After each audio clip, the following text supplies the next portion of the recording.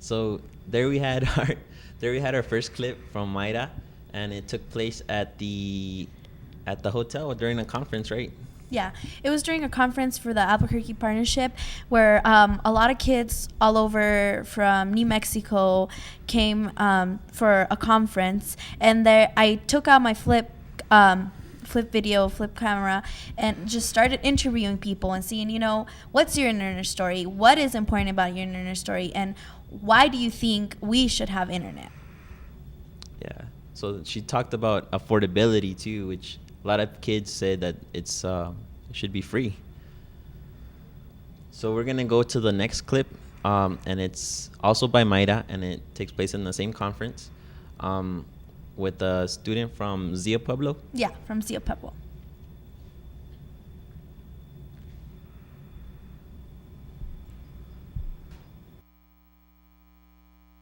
Hi, my name is Lila Gotchpin. And how old are you? I'm 17 years old. And where are you from? I am from Zia Pueblo, New Mexico. You have internet access? No, I do not have internet access. And what limits your access? I'm limited to internet because our public library in the Pueblo is rarely open.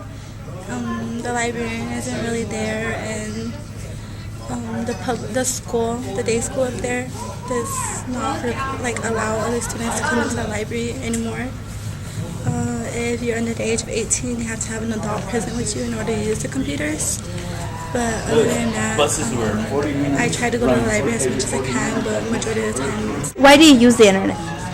I use the internet for school purposes. Like right now, I'm a senior in high school, so I'm looking for scholarships. I'm looking for researching schools right now, universities, and I use the internet for projects, research papers, and just mainly school purposes. Who do you think should have the power to change the internet?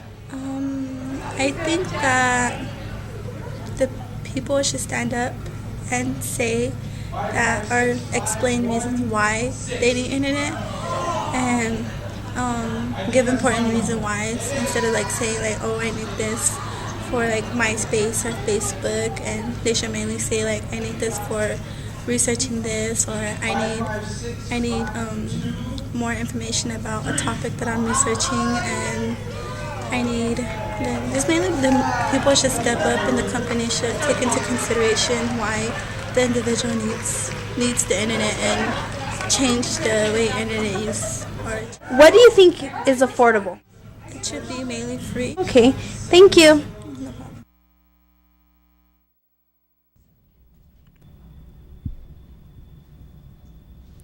All right. So you want to talk a little bit about how that experience went as a whole for you? Yeah. When I interview all these people, and especially these two girls, they're a lot like me. Everything that they said is what I think as well. Internet these days is very, very, very important. Like they said, some of them use them for scholarships. For me, it's very, very important. For the scholarships, I'm using the internet every single day, looking for scholarships, looking for jobs, for colleges. And like they said as well, if we don't have internet, where are we going to get this information? Where are we?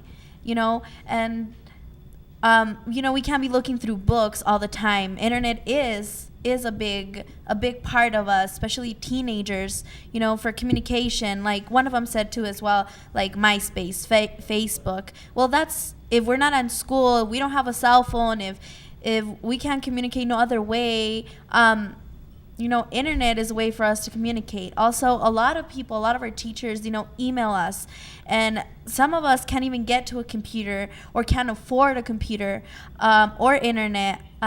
We can't receive those emails, and we can't send back emails. We have to go through libraries, and a lot of these kids, I learned a lot from them because a lot of them were saying, oh, well, I can't afford, or the library is closed, and there's certain times where I can't go to the library, and I have to do this and that, So I think it'll be really important for us to have internet at our house, so we won't have to be going from one place to another place. So it's a really good experience, knowing how important it is to all of our teenagers, and everyone. It's really important to everyone.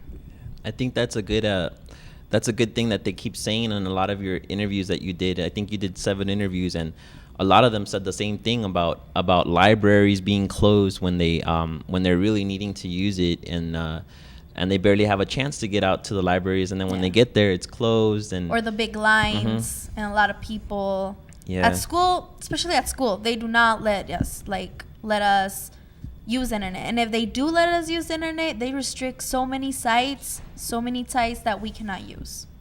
So it's very difficult. And I know a lot of parents too.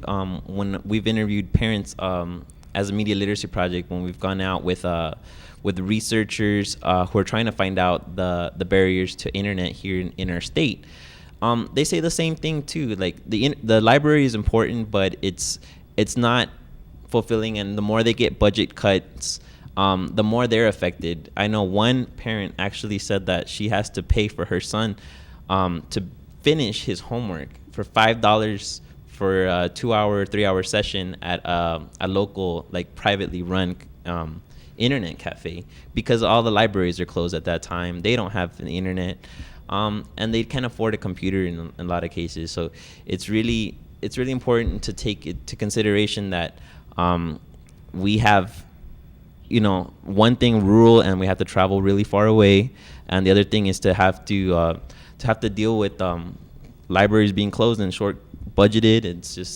It's a pain, and I know a lot of people in your interview sessions had the same thing to say.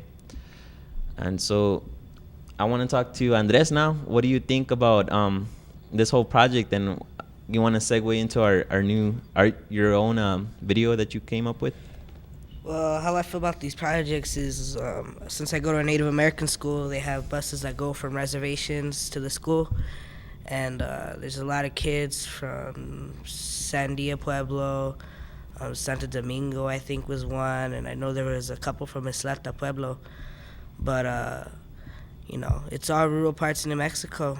It's not a good connection, you would say, and I don't know. I think it's just because we're a colored state, Oh, we're definitely lacking a lot of basic infrastructure, and we do have to travel really far. And I come from a rural place too, and they show, we have to travel really far, and I think that's a good background to give for these next 2 videos that we're gonna see. They're made by Andres Barboa, and they take place at NACA, the Community Academy. So if we can roll those.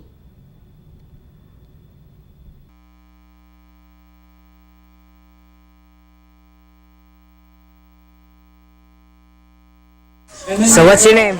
Nick, Nick what? baby, Where are you from? Yakima. And do you have internet where you live? I used to, But not anymore? not anymore.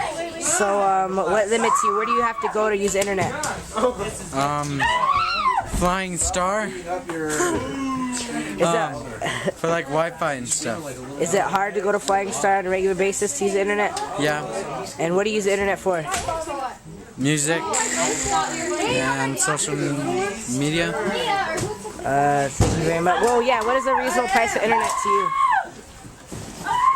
For free. For free internet?